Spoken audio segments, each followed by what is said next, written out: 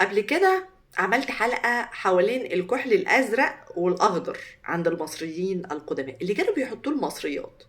طيب، ما سألتوش نفسكم جابوا منين الكحل الأخضر ده؟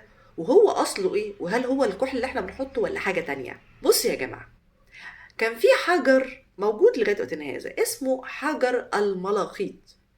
الملاخيط أو الملاكيت هو حجر ملكي مصري، الأخضر الملكي المصري. خلي بالكم اللون الأخضر برضو كان لون ملكي عند المصريين القدماء، كانوا بيستخدموه في العالم الآخر وفي حياة الدنيا. يعني احنا لما لقينا الكحل الأخضر لقيناه في عصور ما قبل الأسرات في المقابر، والله كان محطوط وجنبيه كمان الصلايات اللي كانوا بيطحنوا عليه الكحل ده. لما تيجوا ترجعوا وتشوفوا أهمية الكحل ده، لأن دي مادة موجودة في الطبيعة، مش الحجر الأسود، لا حجر أخضر.